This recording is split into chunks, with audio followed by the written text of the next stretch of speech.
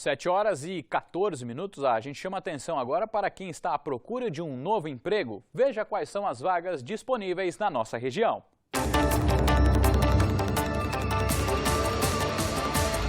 O PAT de São Roque está com vagas para analista de marketing, caseiro, repositor de mercadorias e recepcionista. O posto fica na rua Rui Barbosa, número 693. O atendimento é feito das 8h30 da manhã até as 4h da tarde. Em Tatuí, as oportunidades são para motorista de caminhão, serralheiro, técnico em segurança do trabalho e vigilante. Os interessados podem procurar o Departamento de Assistência Social da cidade, localizado na rua Coronel Aureliano de Camargo, número 943. Em Jundiaí, o PAT está com vagas para ajudante de eletricista, farmacêutico, técnico em enfermagem e ajudante de padeiro. O posto de atendimento ao trabalhador do município fica na rua Barão de Jundiaí, número 1093, no centro. Em Salto, as oportunidades são para analista de crédito, promotor de vendas, torneiro mecânico e assistente de treinamento. Os interessados devem comparecer ao PAT, localizado na rua José Revel, número 270. Bom, as vagas estão aí, mas para conquistá-las é importante estar preparado na hora da entrevista de emprego para finalmente conseguir se colocar ou se recolocar no mercado de trabalho. Por isso, está aqui ao meu lado o Pedro Jimenez, que é diretor da área de desenvolvimento e inovação da Unitem em Sorocaba, que promove cursos de graça voltados exatamente à recolocação no mercado de trabalho. Muito bom dia, Pedro. Qual será o curso oferecido aos interessados? Bom, nós estamos oferecendo a partir de hoje o curso Atitudes para o Sucesso. Esse curso, na verdade, ele é composto por 3 módulos que nós criamos a partir das necessidades que enxergamos no mercado. Na aula de hoje será economia doméstica. Economia doméstica porque muitas vezes aquele trabalhador ele tem um salário adequado, mas ele tem dificuldade em conciliar o que ganha com o que gasta. E aí ele acaba sempre enfrentando dificuldades. Então esse módulo tem como objetivo oferecer a ele ferramentas para ter um controle mais adequado. A partir de terça, quarta e quinta nós teremos matemática básica, porque na hora de participar de um processo seletivo, muitas vezes as pessoas encontram dificuldade em fazer uma regra de 3, uma porcentagem, e aí acabam sendo desqualificados. Então, esses 3 dias têm como objetivo fornecer a ele essa base para participar. E fechando na sexta-feira, nós vamos oferecer um módulo onde vai dar dicas de como participar de uma entrevista, de como elaborar um currículo, quer dizer, para que ele, além de ter a qualificação, vá lá e possa ter uma boa participação também no processo, na entrevista, no processo seletivo. Importante você ressaltar, nesse caso da economia doméstica, principalmente para o telespectador que nos acompanha agora, às vezes para ele isso não faz tanta diferença na hora da recolocação no mercado de trabalho, mas faz sim, até porque, né, Pedro, essa questão da economia doméstica passa para ele principalmente o quanto que ele ganha e o quanto que ele pode gastar, porque na maioria das vezes o que a gente costuma ver sempre é que as pessoas costumam gastar muito mais do que recebem, ou às vezes, por exemplo, fazem as contas em cima do faturamento bruto do salário e não do líquido, né? E esse tipo de aprendizado vocês também repassam lá? Exatamente, Fernando. Até porque, imagine assim, ninguém consegue trabalhar com tranquilidade, realizar um bom trabalho se tiver com problemas financeiros. Empresas, comércio ligando, cobrando, então a pessoa não consegue executar da melhor maneira possível o seu trabalho. A partir do momento que ele consegue ter uma estabilidade financeira, ele vai conseguir, além de ter tranquilidade para trabalhar, ainda poupar para conseguir atingir os seus sonhos, seus objetivos, buscar seus sonhos, seus objetivos. Legal, a gente está um pouquinho apertado no tempo, mas eu acho que é importante salientar que a Unitem não só apenas este curso, mas a Unitem oferece outros cursos. Como é que os interessados, os alunos em participar deste curso e de outros devem proceder?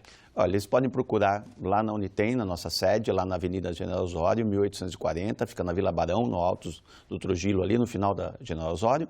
Pode ser informações também, pode ser as inscrições têm que ser feitas pessoalmente, mas pode ser via telefone, informações sobre os cursos que estão em andamento, ou que vão acontecer. Tá aí na tela, tá o telefone é 3316 1637. Também pode ser pelo site da Unitem, né? Que é unitem.sp.gov.br. E é interessante pedir para que a população fique atenta, porque no segundo semestre agora teremos um incremento de cursos, então que sempre esteja acessando ou comparecendo lá no Unitem para se informar dos cursos que estão ocorrendo. Bacana. Ou que vão ocorrer. E este curso que nós falamos aqui, as inscrições começam hoje. As inscrições já estão acontecendo, o curso começa hoje. Começa já hoje, então Isso. ainda dá tempo ainda de quem precisa participar, ainda dá tempo, né? Porque ainda tem, se eu não me engano, são 50 vagas que você me disse, né? O total 50 vagas, temos algumas vagas remanescentes ainda. Tá ok, então ainda dá tempo para correr. Então, muito obrigado pelas informações aí e que vocês tenham lá um bom curso. Obrigado. Hora de falar do tempo nesta segunda-feira gelada. A gente vê imagens ao vivo do céu em Sorocaba, que hoje está aberto, provavelmente aí um pouquinho ainda de nuvens, ainda mais a segunda-feira deve ser gelada. E olha, as boas notícias são que existe sim a possibilidade de chuva durante o dia. A cidade hoje registra a mínima de 11 e a máxima de 21 graus. Veja agora as temperaturas em outras cidades.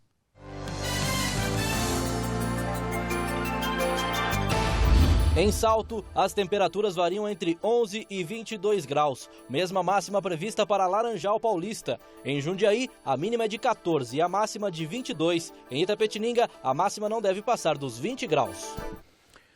Olha, atenção aos moradores do bairro Bom Jesus, em Sorocaba. O SAI informa que a região pode ficar sem água hoje, durante todo o dia, por conta de testes de vazão no poço artesiano que abastece o bairro. Os testes devem durar aproximadamente 24 horas.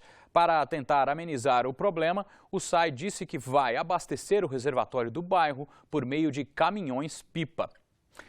E no final de semana, em São Roque, fiéis participaram da tradicional romaria que marca o fim da novena e o início das comemorações de aniversário da cidade. Veja a reportagem. Foram 9 dias no mesmo caminho, a subida até o Morro do Cruzeiro, onde está a imagem do santo que dá nome à cidade. No fim da novena, os fiéis participaram da missa. Toda caminhada, quando ela tem esse sentido religioso, ela quer justamente significar a caminhada de toda a igreja, a caminhada do povo de Deus. O último dia da novena marca o início das comemorações do aniversário da cidade, que vão até o dia 16 de agosto. A cidade cresceu em torno desta devoção. E já são muitos séculos, mais de 300 anos aí, e é uma festa muito forte, talvez das maiores festas religiosas do interior de São Paulo. E é uma festa muito forte, realmente já é uma marca dessa cidade. A história conta que São Roque costumava cuidar dos doentes, mas quando ele adoeceu e ficou isolado, um cachorro levava pão diariamente para que ele pudesse se alimentar até ficar curado de novo. Sabendo disso, a Marluce subiu o morro com a Papita, a mascote da família. Descalço e com a cachorrinha, porque São Roque tem toda uma história com o cachorro. A gente sempre sobe para agradecer. Agora, com o problema de saúde na família, nós resolvemos pedir, né, porque nós temos a fé em São Roque e sabemos que nós seremos atendidos. Viva São Roque, nosso santo padroeiro! Viva São Roque, o peregrino do amor!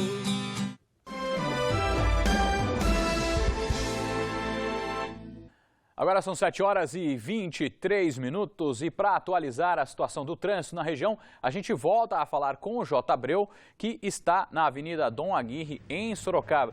Esquentou o tempo por aí, Jota, ou continua gelado? Esquentou nada, Fernando. Continua bem frio por aqui. O vento gelado ainda traz a sensação de mais frio. Quem está saindo de casa agora continua tendo que se agasalhar bem.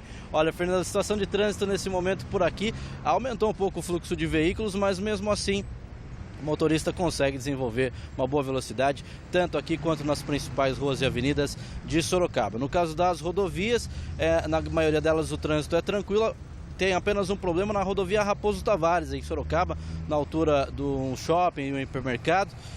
Um acidente envolvendo 3 veículos, uma pessoa ficou levemente ferida e já foi atendida. Mas como os trabalhos estão acontecendo no local, algumas pessoas curiosas estão diminuindo a velocidade e há uma certa lentidão no trecho, então o motorista precisa redobrar a atenção neste trecho da rodovia Raposo Tavares. Para o motorista das ruas e avenidas de Sorocaba, na rua Cruz e Souza, na Vila Arruda, estava interditada por obras do SAI, mas já está liberada entre as ruas João Ferreira da Silva e também a Rua Miguel Couto já está liberada, então, a Rua Cruz e Souza na Vila Arruda. E um recado importante para quem é de Sorocaba, a Avenida Vitor Andrew, que fica entre a General Motors e a Estrada Luiz Carlos Guerra, na zona industrial, deve ficar interditada para obras a partir daqui a pouquinho, das 10 horas da manhã. O trânsito vai ser desviado pelos dois sentidos da pista nova da mesma avenida e, por isso, o motorista deve ter também atenção redobrada no trânsito nesse trecho da Avenida Vitor Andrew. Fernando, estas são as informações de hoje do trânsito. Obrigado, Jota, pelas informações. Tá elegante, hein, Jota? Tá elegante. Obrigado. Com essa gravata aí, esse terno, bem elegante, viu? Obrigado. Até mais, viu? Tô aprendendo com você, Fernando. Imagina, que isso. Até mais. Até. Futebol, a gente começa o nosso bloco esportivo com o Campeonato Brasileiro. No primeiro clássico na Arena Corinthians, o Timão saiu vencedor. E na reestreia de Kaká pelo São Paulo, o jogador até marcou o gol, mas não foi suficiente para evitar a derrota do tricolor. Vamos aos gols. O clima era de tranquilidade. Mesmo assim, alguns torcedores tentaram provocar os rivais. Um grupo de palmeirenses chegou no estádio utilizando máscaras cirúrgicas. Porque isso aqui é um lugar horrível, é um estádio que foi construído com o nosso entulho do Palestra Itália. É isso. Mas os corintianos estavam confiantes na vitória e não se abalaram. Nossa, Corinthians. 3? 1-0, pra mim é goleada. O clássico é rico em história. De 1971 a 2014, Palmeiras e Corinthians se enfrentaram no Brasileirão 42 vezes. O Alviverde venceu 13 partidas contra 14 do Alvinegro.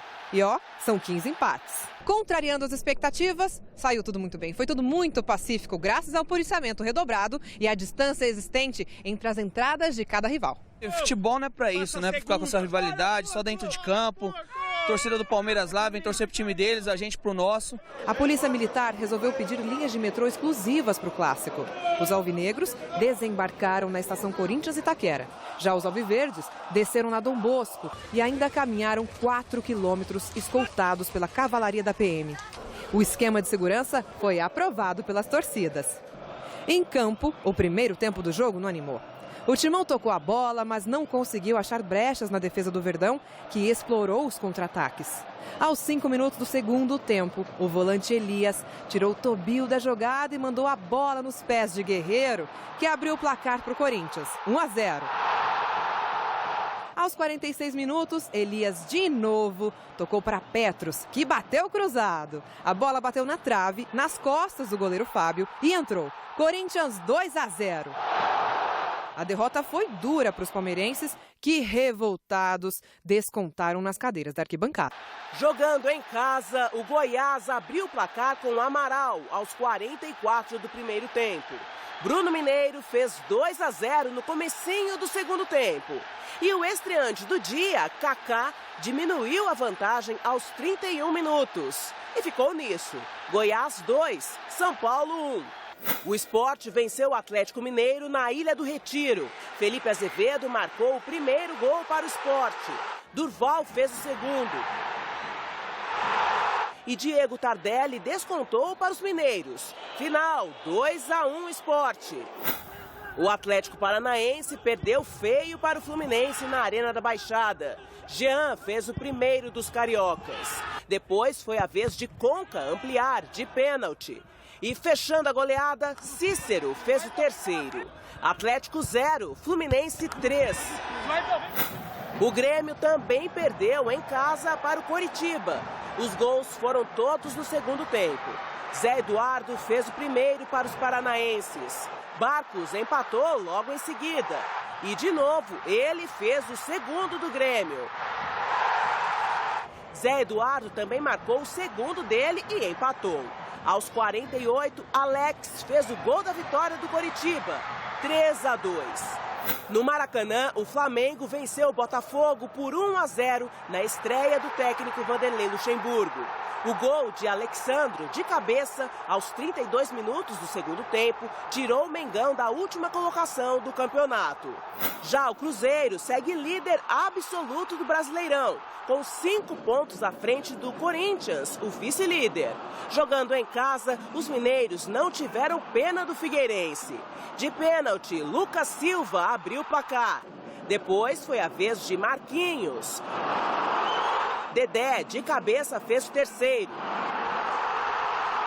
Ricardo Goulart ampliou. E fechando a goleada, Dagoberto fez 5-0. O Santos enfrentou a Chapecoense na Vila Belmiro. Rildo abriu o placar para o Peixe. No segundo tempo, Gabriel fez mais um. O terceiro foi de Diego Cardoso. Final, Santos 3-0.